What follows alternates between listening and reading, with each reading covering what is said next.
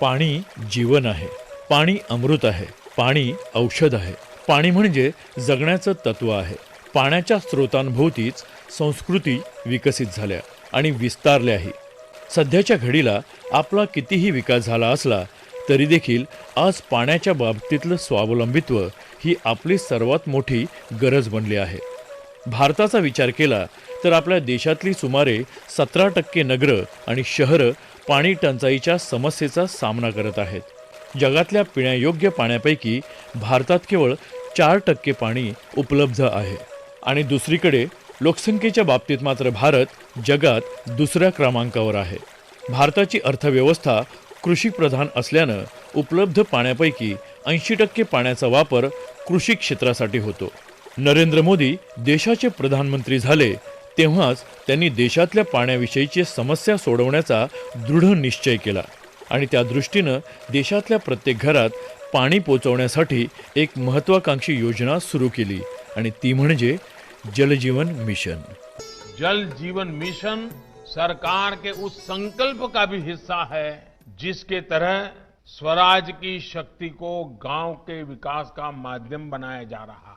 इसी सोच के साथ ग्राम पंचायत को, स्थानीय संस्थाओं को अधिक से अधिक अधिकार दिए जा रहे हैं. जल जीवन मिशन में पानी पहुंचाने से लेकर पानी के प्रबंधन और रखरखाव पर भी पूरा जोर है. घर घर पाइप से पानी पहुंचाने की वजह से हमारी माताओं बहनों का जीवन आसान हो रहा है. बूंदों ने मिलकर ठानी है जल क्रांति तो आनी है. खुशियों का वो पल आएगा जब हर घर तक नल आएगा. जल नहीं ये स्वाभिमान है, नए जीवन का प्रमाण है. सुखी रगों में जान है, जल नहीं ये जीवन दान है.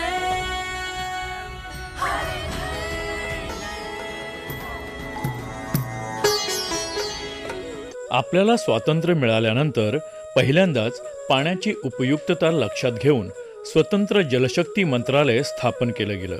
हर घर जल मिशन या महत्त्वाकांक्षी योजनेद्वारे 2024 पर्यंत देशातल्या प्रत्येक घरात नळाद्वारे पाणी पुरवण्याचं उद्दिष्ट केंद्र सरकारनं समोर ठेवलं आहे. यावर्षी देशाच्या 75व्या स्वातंत्र्य दिनी जेव्हा प्रधानमंत्री नरेंद्र मोदी यांनी लाल किल्ल्यावरून देशाला संबोधित केलं तेव्हा त्यांनी आपल्या भाषणात केवळ 2 वर्षांमध्येच देशातल्या 4.5 कोटी कुटुंबांपर्यंत नळाद्वारे पाणी पुरवठा सुरू झाला असल्याची उल्लेखनीय कामगिरी अधोरेखित केली. देश आज हर घर जल मिशन को लेकर के तेजी से काम कर रहा है. मुझे खुशी है कि जल जीवन मिशन के सिर्फ 2 वर्ष में 4.5 करोड़ से ज्यादा परिवारों को नल से जल मिलना शुरू हो गया. करोड़ों माता बहनों का आशीर्वाद यही हमारी पूंजी है. इस 100% का सबसे बड़ा लाभ ये होता है कि सरकारी योजना के लाभ से कोई वंचित नहीं रहता. जलशक्ती मंत्रालयाच्या अंतर्गत असलेल्या पेयजल आणि स्वच्छता विभागानं जलजीवन मिशन म्हणजे माहिती, शिक्षण आणि प्रसार या मुख्य घटकांवर आधारलेलं जन आंदोलन असल्याचं म्हटलं आहे. या अभियानाअंतर्गत लोकसहभागातून पावसाच्या पाण्याची साठवण आणि जलसंधारणाशी संबंधित अनेक उपक्रम राबवले जात आहेत. याच प्रयत्नांच्या संदर्भानं जलशक्ती मंत्री गजेंद्रसिंह शेखावत यांनी म्हटलं आहे की जिस तरह से जल की आवश्यकता बढ़ती जा रही है, हमने पहली बार माननीय प्रधानमंत्री जी के नेतृत्व में डिमांड साइड मैनेजमेंट पर काम करने के लिए एक योजना अटल भूजल योजना के नाम से बनाई है, जो देश के 7 प्रदेशों के 79 डिस्ट्रिक्ट्स में कार्यरत है, जिसमें हम पानी के उपयोग को कम करने के लिए लोगों को जागृत करना, वहां कैपेसिटी बिल्डिंग करना, ground water recharge related activities को स्ट्रेंथन करना और ये सब के लिए जन सहभागिता को खड़ा करना, इस लक्ष्य के साथ में काम कर रहे हैं. और उसके साथ साथ में एक कॉन्सेप्ट कैच द रेन, ये माननीय प्रधानमंत्री जी ने प्रारंभ कराया था. 2019 में हमने 256 जिलों में इसको किया था. इस बार हम देश के पूरे 714 जिलों में इस कार्यक्रम को कर रहे हैं. प्रधानमंत्री नरेंद्र मोदी जेव्हा गुजरातचे मुख्यमंत्री म्हणून कार्यरत होते तेव्हा त्यांनी तिथे जे काम केलं त्यातूनच पाण्याच्या समस्या सोडवण्याविषयीचा नाविन्यपूर्ण विचार आकाराला आला असं म्हणता येईल. तेव्हा गुजरातचे मुख्यमंत्री म्हणून नरेंद्र मोदी यांनी 5 मुख्य मुद्द्यांवर लक्ष केंद्रित करून काम केलं होतं. हे मुद्दे होते नद्यांच्या पाणीसाठ्यात वाढ, नद्यांच्या एकमेकांशी जोडणं, जलव्यवस्थापन, स्थानिक पातळीवर जलस्रोतांचं नियंत्रण आणि सामुदायिक सहभाग. गुजरात हे एक असं राज्य होतं जिथे केवळ 20% भूभागात एकूण जलस्रोतांपैकी 71% जलस्रोत होते, तर उर्वरित 80% भूभागात केवळ 29% जलस्रोत होते. या विषमतेमुळे निर्माण होणाऱ्या समस्या यशस्वीरित्या सोडवणं हे निश्चितच मोठं आव्हान होतं. महत्त्वाचं म्हणजे प्रसिद्ध असलेल्या गुजरात मॉडेलच्या मुख्य घटकांपैकी ते एक होतं. गुजरातमधल्या सौराष्ट्र आणि कच्छमध्ये झालेल्या बदलांबद्दल सांगताना बनासकांठा इथले रहिवासी गेनजी पटेल म्हणतात, मैं एक किसान हूँ.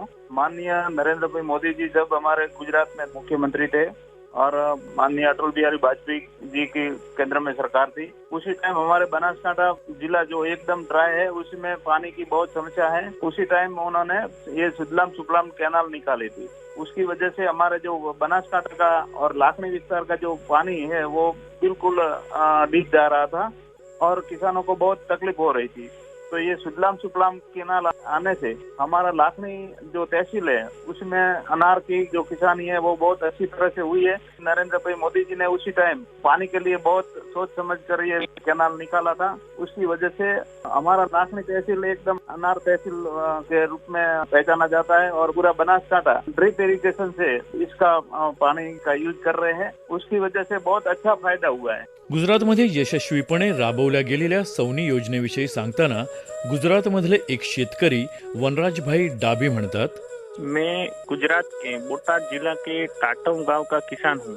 हमारे प्रधानमंत्री श्री नरेंद्र भाई मोदी जब गुजरात के मुख्यमंत्री थे तब उन्होंने नर्मदा डैम का जो ओवरफ्लो का पानी जो समुद्र में चला जाता था उस पानी का सदुपयोग करने के लिए सौनी योजना का प्रारंभ करवाया था, जिसके अंतर्गत सौराष्ट्र के उन क्षेत्रों में पानी पहुंचाया गया जहां पर कैनाल के माध्यम से नर्मदा का पानी पहुंचना मुश्किल था.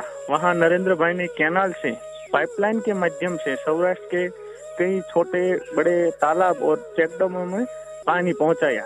सौनी योजना की वजह से आज बोटाद, सुरेंद्रनगर, राजकोट, अमरेली, भावनगर समेत कई जिलों में सिंचाई एवं पीने की पानी की सुविधाएं बनी है और लोगों में अकाल का डर खत्म हो गया है. और सौराष्ट्र के सारे किसानों की ओर से हम भारत के यशस्वी प्रधानमंत्री श्री नरेंद्र भाई का आभार व्यक्त करते हैं.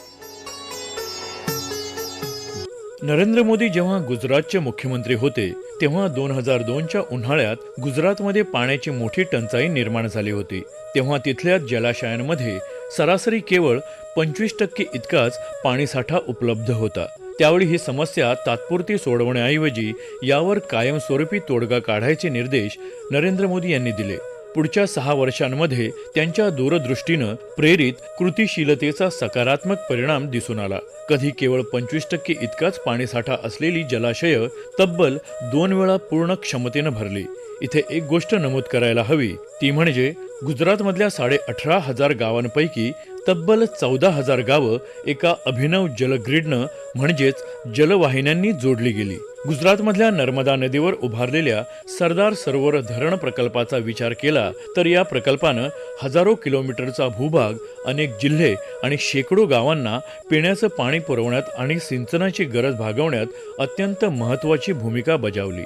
नरेंद्र मोदी यांच्या नेतृत्वातच या प्रकल्पाला गती मिळाली आणि आज या प्रकल्पाचा लाभ ज्या ज्या भागांना मिळतोय त्यांचा कायापालटच झाला आहे. नरेंद्र मोदी यांनी ते गुजरातचे मुख्यमंत्री असताना नदीवर बंधारे आणि शेतांमध्ये तलाव बांधण्यावर भर दिला.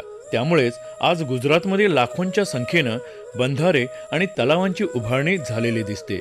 अशाच बंधाऱ्यामुळे फायदा झालेले जुनागढ इथले पुरुषोत्तमभाई ठुमर म्हणतात, मैं मैं गुजरात राज्य के जूनागढ़ डिस्ट्रिक्ट के जामका गांव से पुरुषोत्तम सिद्धपुरा। ये हमारे गांव में जो 1999 में हमने जो 51 बांध और 2 तालाब बनाए, वो भी पानी का मूल्य किसानों को समझाया क्योंकि गांव में रोजगारी नहीं थी, बाहर जाना पड़ता था, गांव के युवाओं को बाहर जाना पड़ता था। हमने श्रमदान और लोक फंड से 51 बांध और 2 तालाब बनाए। बाद में 2002 से 4 में नरेंद्र भाई मोदी ने चेक डैम की योजना पूरी बनाई, उसमें लाखों चेक डैम का निर्माण हुआ। वो जो चेक डैम की वजह से बड़ी जमीन को एक्वायर नहीं करना पड़ा है और किसानों की कृषि की जमीन भी बच गई है। तो गांव का पानी गांव में रुकने से गांव के युवाओं की रोजगारी गांव में मिलने लगी। गांव के जो मजदूर थे गांव से बाहर काम करने के लिए जा रहे थे, तो उसकी रोजगारी भी गाँव में रह गई। और हमारे भारतीय गौवंश की गिर की गाय जो हमारे गाँव में पानी की वजह से तो पूरे भारतवर्ष में और देश विदेश में जो प्रख्यात है, वो गायों का भी निर्माण हुआ क्योंकि पशुओं पानी के बिना हम निकाल देते थे। तो कृषि में इसके गोबर गौमूत्र से भी फायदा हुआ, प्रकृति का काम हुआ।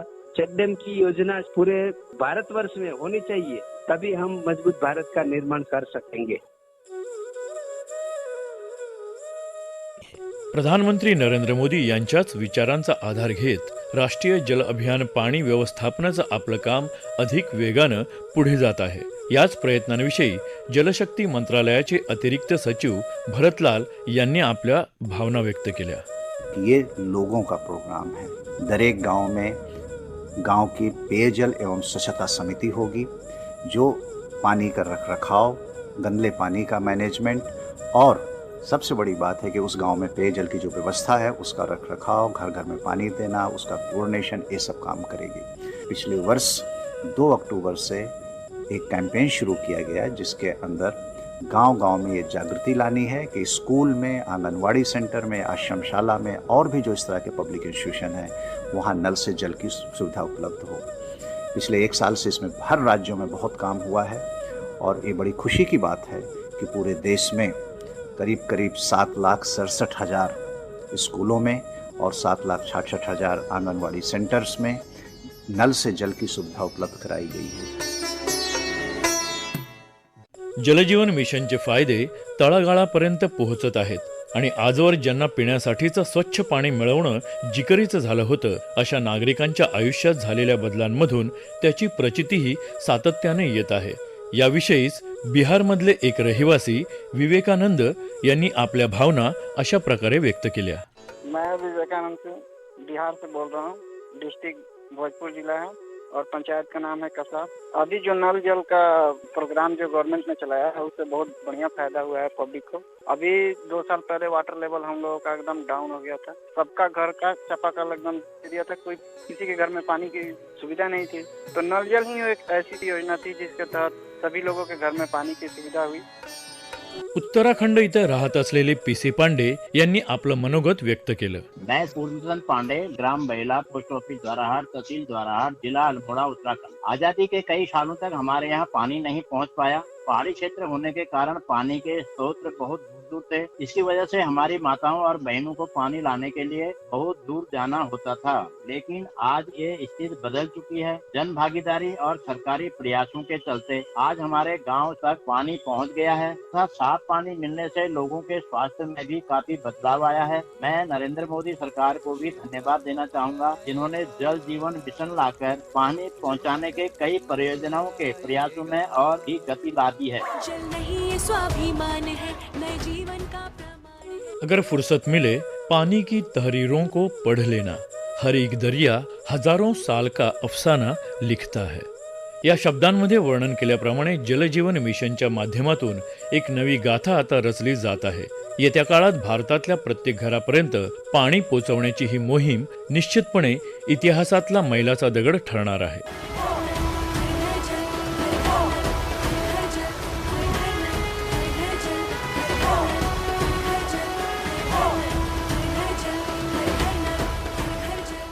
हम आने वाले दिनों में जल जीवन मिशन को लेकर के आगे बढ़ेंगे। जल संचय का ये अभियान जैसे स्वच्छता का अभियान चला था, जन सामान्य का अभियान बनना चाहिए।